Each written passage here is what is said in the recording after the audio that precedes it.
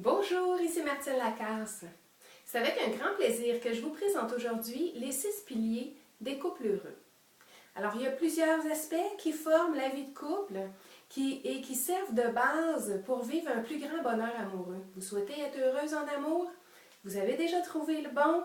Excellent. Alors, comment maintenir cette passion amoureuse-là? Comment maintenir ce bonheur amoureux sur plusieurs années? Alors, je vous dévoile les piliers. Donc, le premier, il s'agit de vous aimer d'abord. Alors, c'est quoi s'aimer d'abord? C'est comment vous prenez soin de vous, vous-même, en premier. Est-ce que vous vous accordez du temps de qualité, d'abord pour vous-même, personnellement? Est-ce que vous reconnaissez vos forces, vos qualités? Est-ce que vous mettez de l'avant vos projets personnels? Alors, ce sont des aspects qui font partie de ce premier pilier, de s'aimer d'abord, parce qu'en vous aimant d'abord, ça ouvre votre cœur encore plus grand à aimer votre amoureux. Maintenant, le deuxième pilier, être en accord avec vos valeurs. Tout d'abord, il s'agit de reconnaître quelles sont vos valeurs. Est-ce que vous vous en souvenez? Est-ce qu'ils sont actifs dans votre vie? Et est-ce que dans votre vie de couple, vos actions, vos gestes, vos comportements sont en cohérence, sont alignés avec vos valeurs et avec ce qui est important pour vous dans votre vie? Troisième pilier, maintenez la flamme. Tout le monde le dit, tout le monde l'écrit, plusieurs le vivent. La passion amoureuse, c'est éphémère. Alors comment, si vous avez déjà trouvé le bon, puis vous souhaitez vivre toute votre vie de façon amoureuse avec celui qui est votre chéri, comment allez-vous activer cette flamme-là? De quelle manière vous allez vous assurer qu'elle soit vivante? Donc, pour pas que ça s'endorme, pour pas tomber dans la routine, pour qu'il y ait toujours des wow, des petites étincelles au fil des jours, au fil des semaines. Alors, est-ce que vous vous en occupez présentement? De quelle manière est-ce que vous amenez du nouveau dans votre couple, dans votre intimité? Est-ce que vous osez faire différent? Osez-vous faire sortir de votre zone de confort pour séduire monsieur, pour vous amuser vous-même? Alors, maintenir la flamme, ça fait partie des bases pour assurer le couple de façon harmonieuse, une belle relation amoureuse enrichissante, puis de façon durable. Le quatrième pilier, il s'agit de vous exprimer. Avez-vous de la facilité présentement à exprimer ce que vous ressentez?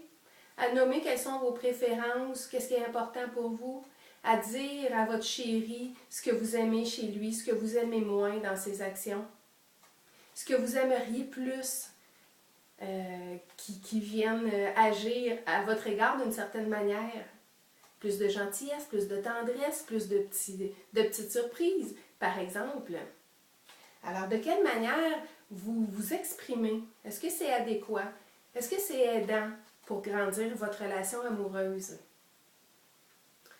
Maintenant, le cinquième pilier, il s'agit des conflits. Donc, de regarder les conflits avec confiance et assurance. Parce que des conflits, il y en aura toujours dans la vie, parce qu'on n'est pas toujours du même accord que les gens en général. Donc, deux êtres humains qui vivent sous le même toit, il est attendu que vous ayez des divergences d'opinion.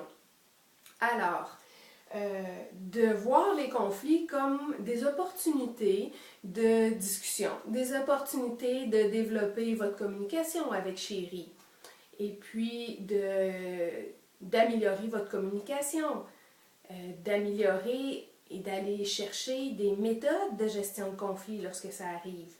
Et aussi de développer la capacité de bien vivre avec le fait que vous êtes en conflit avec chéri sur certains sujets. Parce que c'est pas nécessairement, c'est pas toujours réaliste de s'attendre à gérer tous les conflits, puis qu'on se retrouve quelques mois sans zéro conflit ou quelques années. Alors, le sixième pilier, et non le moindre, inspirez-vous des couples heureux. Vous en connaissez dans votre entourage? Regardez comment ils font. Comment ils se parlent? Quels mots ils utilisent l'un envers l'autre? De quelle manière se traitent-ils l'un envers l'autre? Qu'est-ce qu'ils font dans la vie pour que ça fonctionne bien? Les avez-vous questionnés? Est-ce qu'ils font des activités spéciales que vous ne faites pas? Alors, est-ce que vous avez quelque chose à apprendre d'eux? Qu'est-ce qui vous inspire chez eux? Qu'est-ce que vous aimeriez voir se concrétiser dans votre couple que vous avez observé chez les couples heureux? Est-ce que vous avez lu sur le sujet? Vous considérez-vous comme un couple amoureux, heureux et inspirant? C'est des questions qui viennent tourner autour de ce pilier-là qui est Inspirez-vous des couples heureux. Alors voici les 6 piliers. Il n'y en a pas un qui est de plus d'importance que l'autre. C'est important de les travailler chacun de façon périodique et de garder ça vivant parce que la relation amoureuse, c'est une dynamique qui est vivante puis qui évolue au fil des saisons, au fil des années. Si vous voulez en savoir plus sur comment vivre heureux avec Chérie, je vous invite à visiter mon site internet au www.martinelacasse.ca. Sur ce, bon succès amoureux!